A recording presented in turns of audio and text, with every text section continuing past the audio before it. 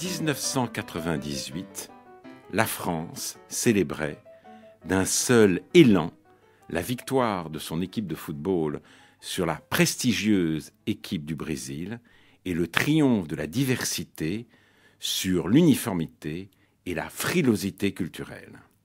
Depuis lors, comme le note Alain Renaud dans les toutes premières pages de son dernier livre, Un humanisme de la diversité, lors de 3 matchs de football, entre la France et l'Algérie en 2001, entre la France et le Maroc en 2007, entre la France et la Tunisie en 2008, l'hymne national du pays d'accueil a été copieusement sifflé dans un stade portant le nom de ce pays.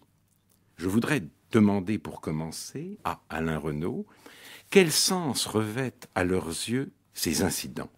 Témoignent-ils, entre autres symptômes, de la fragmentation, voire de la segmentation de la société française? Et si tel est le cas, quelle réponse peut-on leur apporter pour rétablir ou pour instituer le sentiment d'appartenance à la communauté nationale? Alain Renaud. C'est difficile, après coup, de donner une interprétation brève de ces manifestations. Ce qu'on peut dire, c'est que d'une part, la violence des répliques opposées par les politiques à ces manifestations est déconcertante. A été déconcertante. C'est vrai que quand un ministre, en l'occurrence Fadela Amara, déclare le lendemain ou le surlendemain, je ne sais plus, de l'un de ces matchs, qu'il faudrait un gros coup de stop à l'endroit de ces imbéciles qui font honte à la nation française et à leurs parents, ça ne dénote pas une propension à l'accueil de ce qui s'était exprimé et à l'accueil éventuellement de la diversité ou de la différence exprimée par ces jeunes gens. D'autre part, si on écoute... Pourtant, elle est une ministre de la diversité, oui, Fadela Amara. Mais ce paradoxe n'est pas rare. D'autre part, si on écoute ce que ces jeunes gens disent, après coup également, c'est également assez révélateur. Il y a eu un très très bon... je ne sais pas si vous vous en souvenez, il y a eu un très très bon récit un peu plus tard dans Le Monde où un professeur d'instruction civique, Épinay, sur Seine, donc en Seine-Saint-Denis, avait interrogé pendant 2 heures ses élèves sur ce qui s'était passé et leur avait demandé comment ils se représentaient cet événement. Et la réponse la plus courante était de dire, c'est ce que dit l'une des élèves de façon particulièrement impressionnante, « Je ne suis pas française. Si je le suis de nationalité, j'en sais rien. Je ne sais pas ce que je suis. Je veux me considérer comme une Française, mais donc, dès qu'on me traite de sale arabe, ça me perturbe, ça me travaille. » Je ne continue pas. Il y a beaucoup de témoignages du même genre dans ce récit qui était très, très précis et très, très intéressant. Très visiblement, l'injonction à se fondre dans le fameux creuset républicain que la France adresse à ceux qu'elle accueille, même après 1, 2 ou 3 générations, cette injonction fonctionne pas, ou fonctionne très mal, et peut s'exprimer à travers des manifestations de ce genre qui sont évidemment condamnables et même incriminables, mais qu'il faut essayer de comprendre. Notre système, à mon sens, échoue à être ce qu'il prétend être, c'est-à-dire qu'il prétend être républicain, mais je crains qu'il n'échoue à être républicain jusqu'au bout, c'est-à-dire à être véritablement universaliste, à être véritablement capable d'accueillir tous ceux qu'il pense pouvoir ou qu'il accepte d'accueillir, mais de les accueillir dans leur diversité.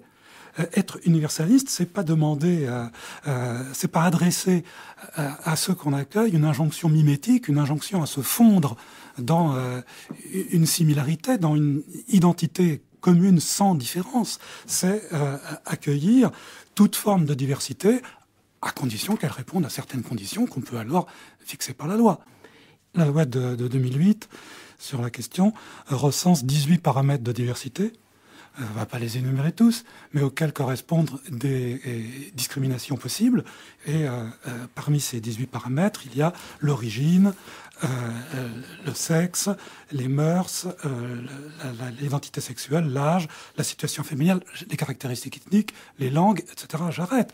Mais le recensement de ces 18 paramètres, et on peut discuter, d'ailleurs il y a sans doute il y aura des points de suspension éventuellement à mettre au bout, de ces 18 paramètres de diversité désigne plutôt une attitude, à savoir que pour être français, si on adopte cette thématique de la diversité ou cette exigence de reconnaître la diversité. Pour être français, on ne demande pas de disparaître ou de passer dans une espèce de lit de Procuste qui coupe, retranche tout ce qui dépasse. S'agit-il, au nom justement de l'universalité de ces valeurs, pour la France ou à une échelle plus grande pour l'Europe, de se dissoudre pour accueillir l'étranger ou la diversité comme il se doit? Certains y invitent, et je voudrais savoir si vous y invitez aussi. Je donnerai 2 exemples qui me semblent très révélateurs.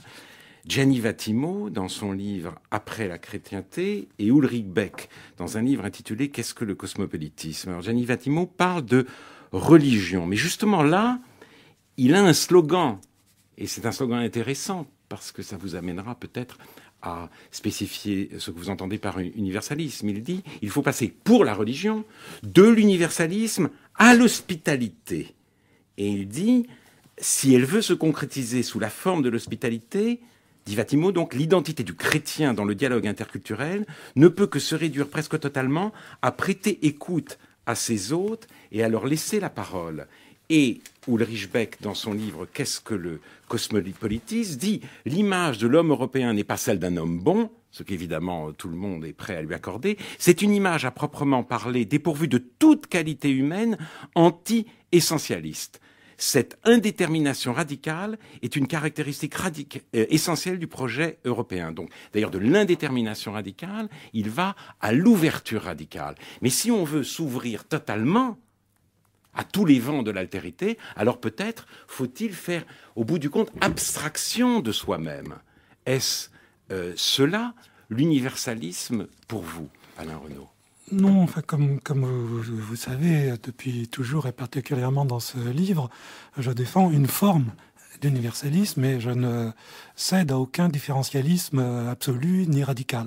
Donc ça n'est pas ma position et les auteurs que vous avez évoqués, je ne me reconnais pas du tout dans la position qu'ils défendent. Donc moi, ce que je défends, c'est un universalisme ouvert en ceci que, bien évidemment, l'essence de l'humanisme dont l'universalisme procède, c'est de nous reconnaître comme semblables.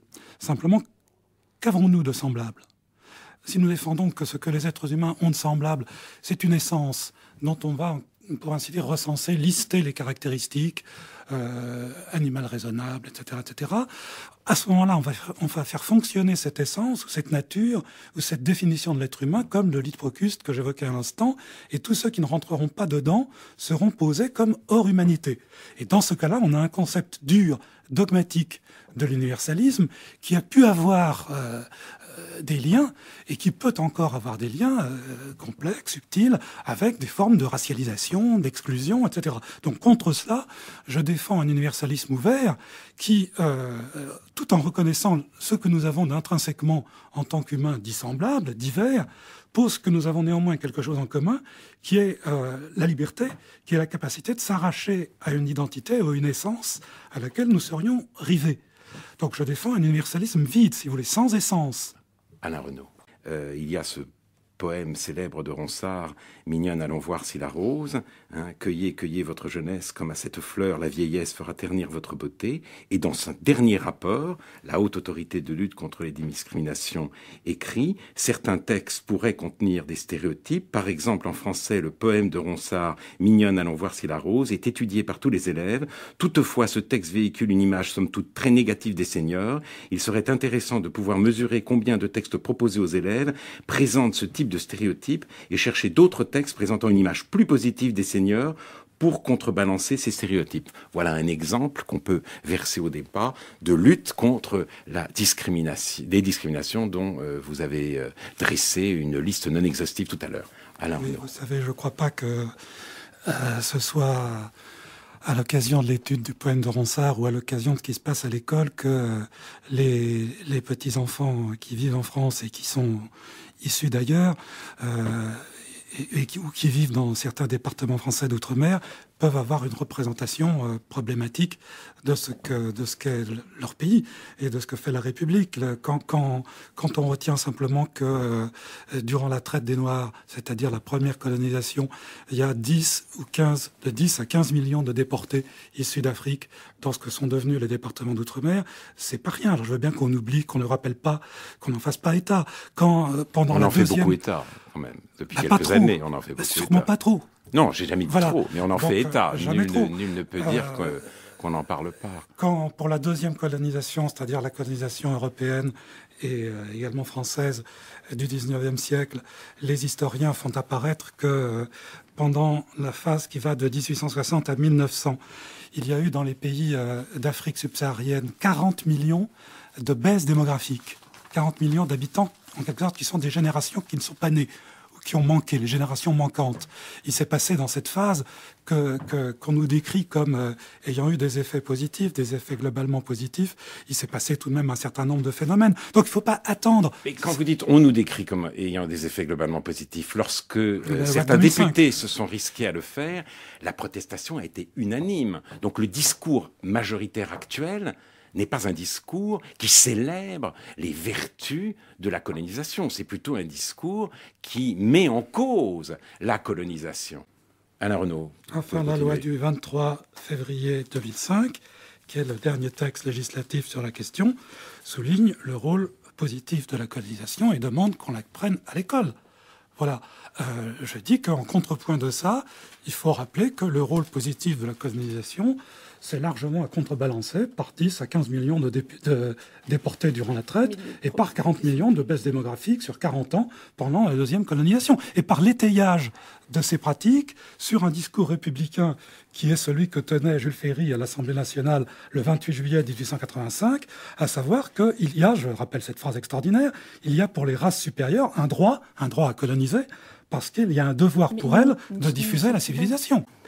Je voudrais vous soumettre maintenant 2 articles qui sont parus successivement dans Le Monde, qui sont contradictoires et l'un et l'autre déchirants.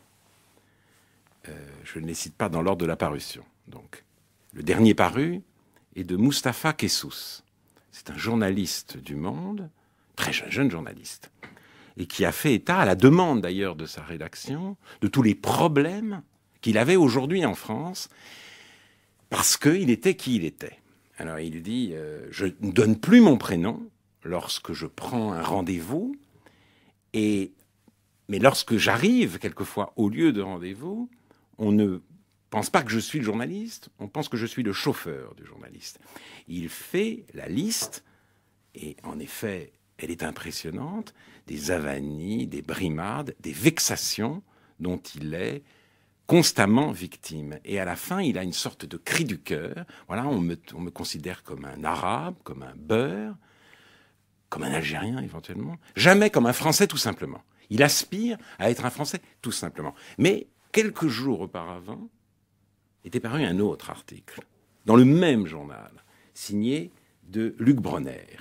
Ce qui se passe aujourd'hui à Cavaillon. Et ce qui se passe à Cavaillon, avec une photo où on voit un jeune homme en t-shirt rouge et derrière lui un homme plus âgé avec un début de barbe en djellaba.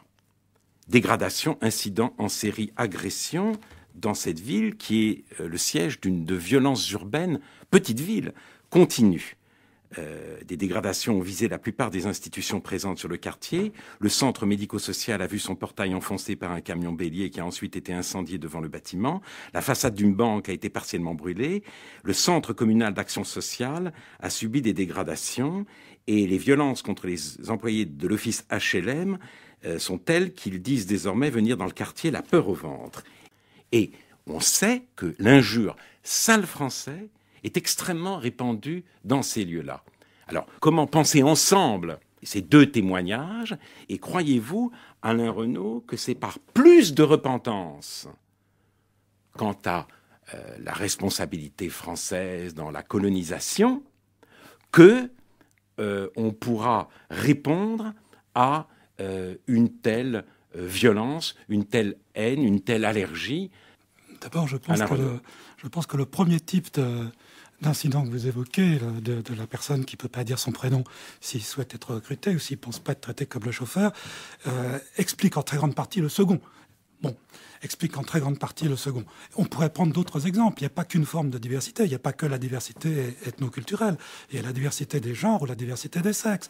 Quand vous avez parmi actuellement les professeurs d'université en France une situation où il y a 18% de femmes professeurs d'université, on ne peut pas parler d'égalité. On ne peut pas dire que là, il n'y a pas une torsion dans les recrutements qui fait que quelque chose ne donne pas le même type d'accès aux femmes au poste de professeur dans l'enseignement supérieur qu'aux hommes. C'est-à-dire peut-être qu'il est terrible qu'on refuse la qualité de français à Moustapha Kessous qui la réclame, mais est-ce que ça explique le fait qu'un nombre important de Maghrébins, pour dire, refusent eux-mêmes la qualité de français? Mais ils refusent sans doute la qualité de français parce que, encore une fois, le creuset républicain dans lequel on leur demande de se fondre ne fonctionne pas. Et parce qu'il y a peut-être un modèle alternatif qui n'est pas du tout, comme on le croit en France, celui du multiculturalisme. Mais il y a peut-être un autre modèle qui est un modèle où la reconnaissance de la diversité de l'autre n'est pas problématisée.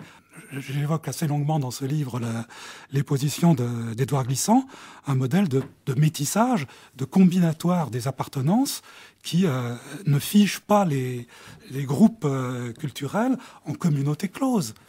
Ce modèle-là n'est absolument pas tenté par la France, quand en dehors des départements d'outre-mer, quand on donne comme signal, je vais revenir sur un débat qui fâche, mais quand on donne comme signal aux adolescents en France, et aux adolescentes notamment, que pour entrer dans l'école, il faut retirer des signes d'appartenance.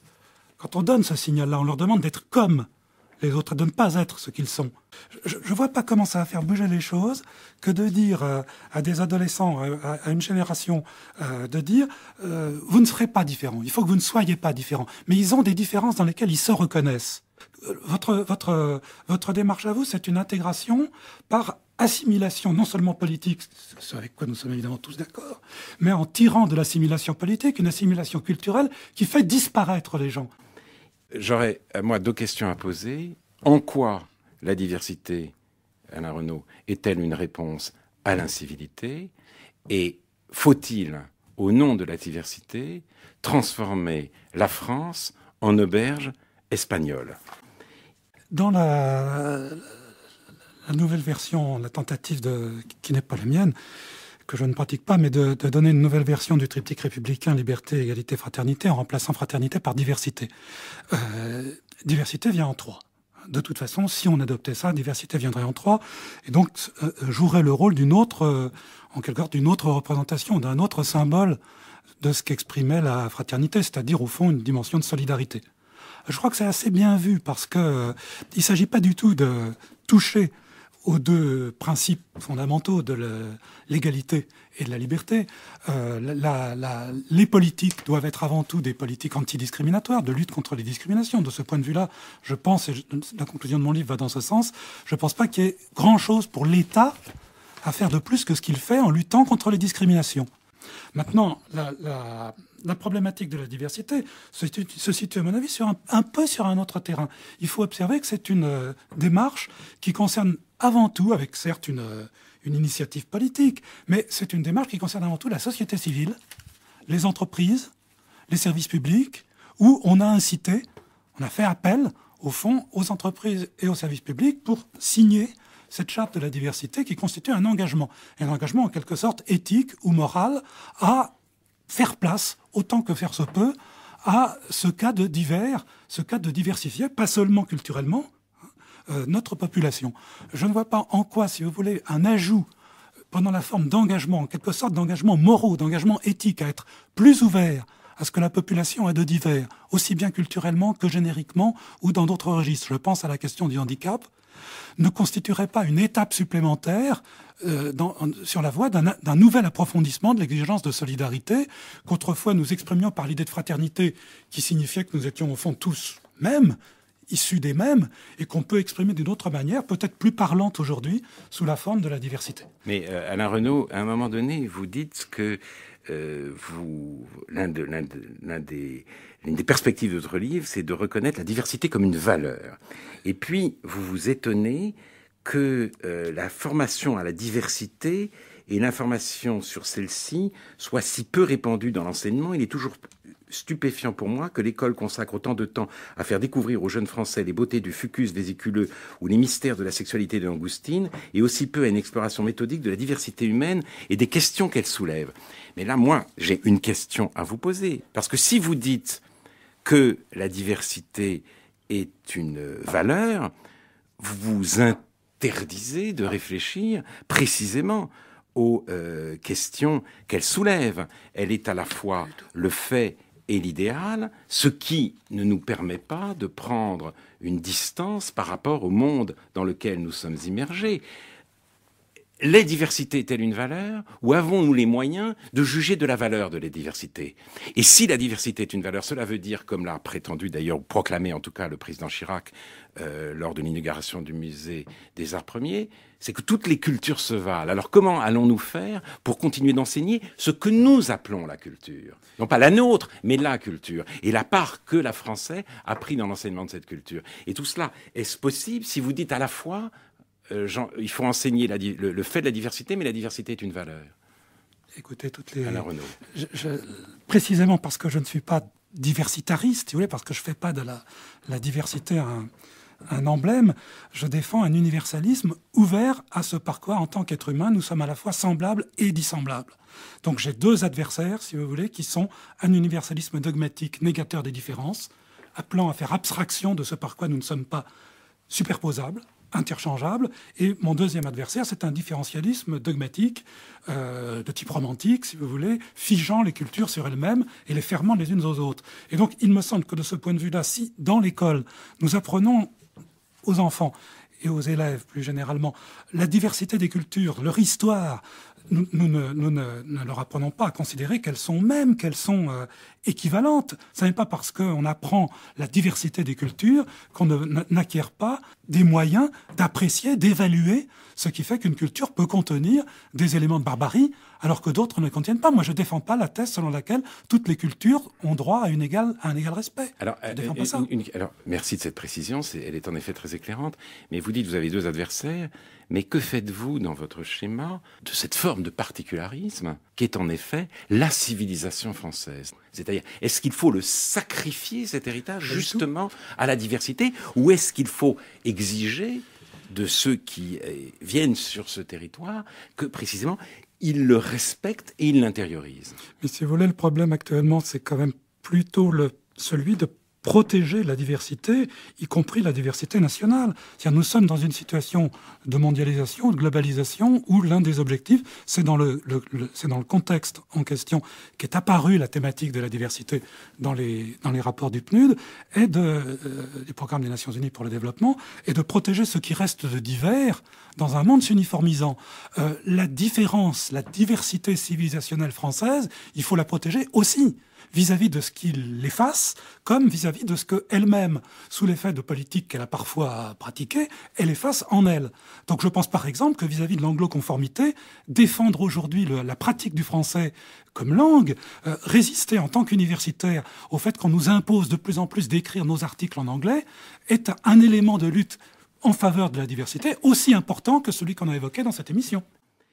On verra, espérons-le. En tout cas, pour continuer à réfléchir, je renvoie à vos deux livres. Un humanisme de la diversité, essai sur la décolonisation des identités. Ce livre paraît aux éditions Flammarion.